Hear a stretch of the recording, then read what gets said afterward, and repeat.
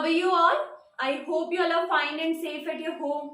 I am Rupali, your science teacher, and today we are here to start a new lesson, that is chapter 5th, acid, bases and salt. So in our previous videos and online classes, we have completed our previous lesson, that is chapter number 2nd, and today we are going to start our lesson number 5th. And the name of our lesson is acid, bases and salt. So when you will look up into a book, on the first page, you will find that there are substances which contains acid. There are some substances which are slippery to touch, which are bitter in taste.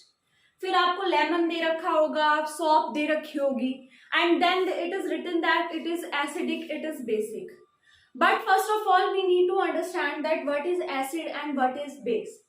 So beta, first we have acid. Acid are substances which release H positive ion and bases are substances which release OH negative ion. ये line आपको अपनी book में नहीं मिलेगी, लेकिन फिर भी जो एसिड और बेस का बेटा बेस, देखो एसिड और बेसिस के बारे में जब डिस्कवरी हुई कि ये चीज में एसिड है, बेस है, तो उस टाइम पे बहुत सारी थ्योरीज है. So it is one of the accepted theory, एक एक्सेप्टेड थ्योरी है जिसमें ये बताया गया था कि जो सब्सटेंसेस H पॉजिटिव आयन को रिलीज करते हैं, जो सब्सटेंसेस OH नेगेटिव आयन को रिलीज करते हैं, they are respectively acids and bases. इसके अलावा फिर एसिड एंड बेसिस के कुछ हमें प्रॉपर्टीज बताएगी जिसके अकॉर्डिंगली हम क्या कर सकते हैं, एसिड और बेस को क्लासिफाई कर सकते हैं. For example, acids are substances which have sour in test. जो जिन चीजों में खटास होती है, दैट मीन्स उसके अंदर क्या होता है, एसिड होता है. थोड़ा भी हो सकता है, थोड़ा ज्यादा भी हो सकता है, डिपेंडिंग ऑन द अमाउंट, वो अलग चीज है. लेकिन जिस चीज में आपको खट्टा टेस्ट आ रहा है, that means it contains acid. Secondly, there are सब substances which are bitter in taste and slippery to touch. Base की कुछ कैरेक्टरिस्टिक्स बताई गई. क्या बताई गई? पहले ये बताई गई कि वो कैसे होते हैं, बिटर होते हैं, टेस्ट में कड़वे होते हैं. एंड सेकेंडली, जब हम उनको टच करते हैं तो उनका टच कैसे होता है, स्लिपरी होता है, मतलब फिसलने वाला होता है. ये जो आपको लाइन की, इन सब चीजों से आपको पता चलता है कि कोई भी चीज का जो नेचर है, देखो सब्सटेंस तो हो गया एसिड या बेस, और उसका नेचर हो गया एसिडिक एंड बेसिक. जिस चीज में एसिड होगा दैट मीन्स उसका नेचर कैसा है बेटा, एसिडिक है, और जिस भी चीज में बेस है उसका नेचर कैसा हो गया, basic.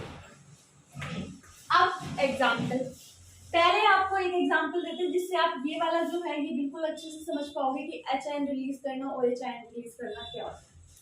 We have HCl, that is hydrochloric acid. जब इसका एक्वस सॉल्यूशन होता है, एट दैट टाइम ये H positive ions and Cl negative ions के अंदर क्या होता है, टूट जाता है. अब H पॉजिटिव आयंस को रिलीज कर रहा है, that means it is acid.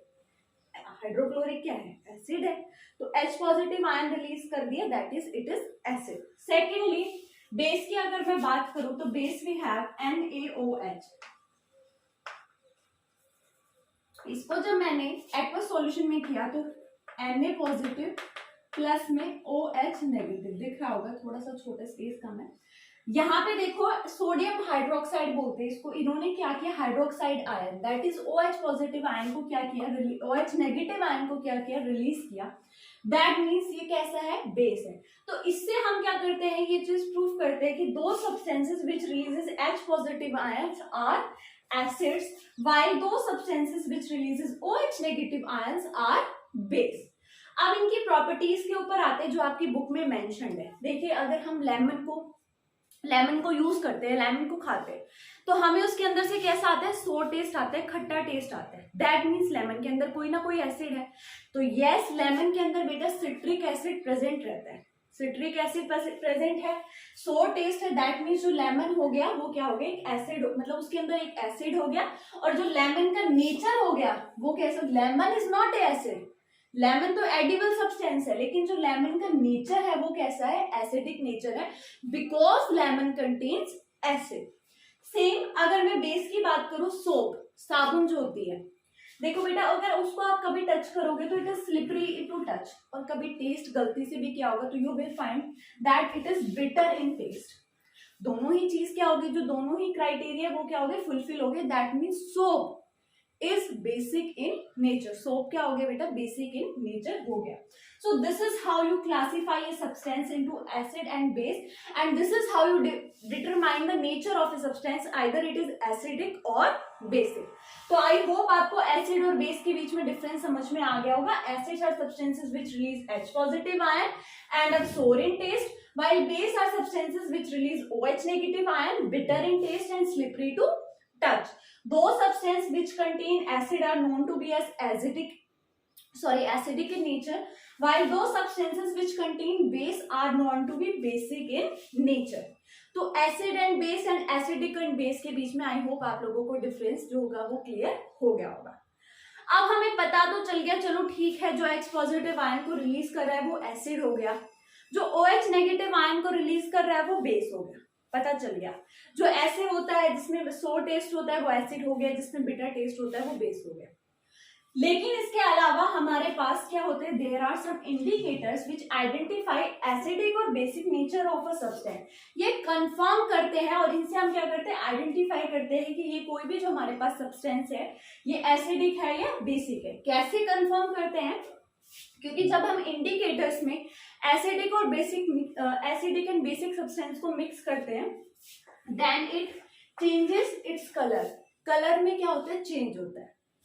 देखो कोई भी चेंज हो रहा है दैट मीन्स हम क्या कर पा रहे हैं? कंफर्म कर पा रहे हैं कि हाँ हमारे पास, देखो आपके पास कोई चीज व्हाइट थी दैट रेड हो गई, दैट मीन्स कुछ तो चेंजमेंट हुआ है. तो सेम इसी तरीके से इंडिकेटर्स भी हमारे पास कुछ ऐसे सब्सटेंसेस होते हैं जिनकी वजह से हम किसी भी सब्सटेंस का नेचर पता कर सकते हैं कि ये हमारे, मान लो आपको कोई सॉल्यूशन दे दिया, अब आपको पता ही नहीं, अब आप उसको टेस्ट भी नहीं कर पा रहे हो, अब आपको कैसे पता चलेगा कि ये एसिडिक है या बेसिक है? तो उस टाइम पे आप देखो ये जो रिलीज आयन वाला होता है ये भी विजिबल नहीं होता. एसिडिक और बेसिक जो बिटर टेस्ट होता है एंड जो सॉर टेस्ट होता है वो भी आप मान लो आइडेंटिफाई नहीं कर पा रहे हो. तो at that time indicators are valid. Indicators और भी बहुत सारी चीजें बताते हैं, वो वन बाय वन जैसे आगे चलेंगे तब मैं आपको बताऊंगी. ठीक है बेटा. तो first we have litmus, indicators are of two types. First one is natural and second one is artificial. Natural indicators are those which are obtained naturally from the plants. Plants से जो हम obtain करते हैं जिन indicators को, उनको हम क्या बोलते हैं बेटा? Natural indicators बोलते हैं. Like litmus, turmeric, China rose, these all are natural indicators. While artificial indicators are those which are obtained from chemicals या manufactured from the chemicals. जो chemical से बनाए जाते हैं उनको हम बोलते हैं artificial indicators. For example phenolphthalein. तो ये तो हो गया हमारे पास बेटा indicators. अब जो हमारे पास फर्स्ट इंडिकेटर है दैट इज लिटमस. लिटमस एक पेपर होता है, लेकिन आगे भी मैं बताती हूँ कैसे क्या होता है. लिटमस जो होता है बेटा, litmus is obtained from lichen. अब लाइकन क्या होता है? जब हमने फर्स्ट चैप्टर पढ़ा था then we have studied about algae and fungi की सिम्बायोटिक रिलेशनशिप के बारे में, कि जो एल्गी होती है वो उसको फूड प्रोवाइड करती है, फंगी जो होती है वो उसको वाटर एंड शेल्टर प्रोवाइड करवाती है, और दोनों क्या करते हैं? एक म्यूचुअल रिलेशनशिप को एस्टेब्लिश करते हैं, मतलब दोनों ही एक दूसरे के लिए क्या करते हैं? बेनिफिट्स को देते हैं. तो जब एल्गी और फंगी का जो एक सिम्बायोटिक रिलेशनशिप होता है उसको हम बोलते हैं lichen. And litmus is obtained from the lichen. जो लिटमस का सॉल्यूशन होता है that is obtained from the lichen.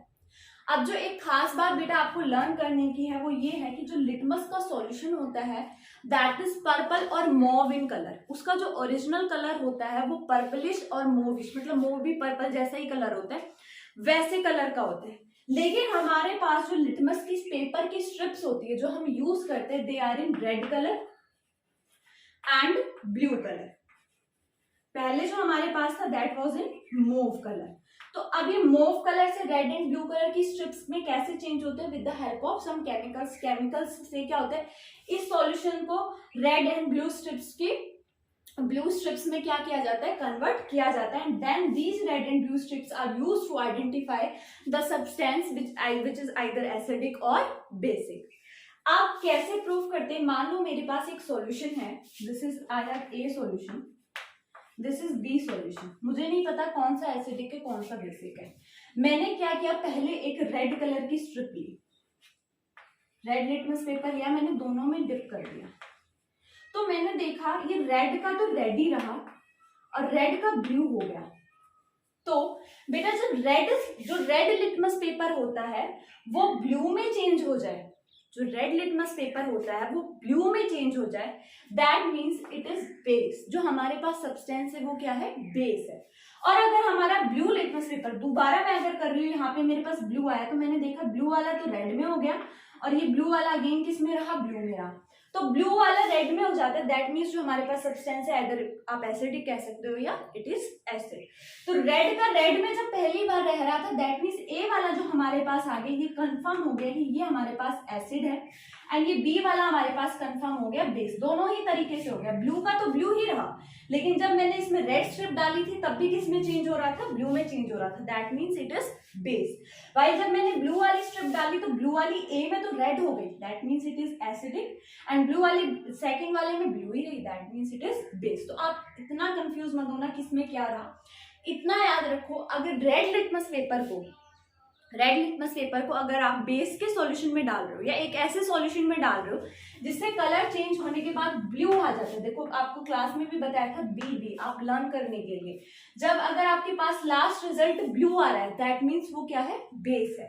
और अगर ब्लू वाली से रेड में आ रहा है दैट मीन्स इट इज क्या है, एसिडिक, एसिड फॉर डेंजर। आप लोगों को बताया था red colour is also for danger. So इस तरीके से आप लर्न कर सकते हो। बाकी red to blue is base and blue to red is acidic. तो ये हो गया हमारा बेटा पहला वाला indicator, natural indicator, that is litmus.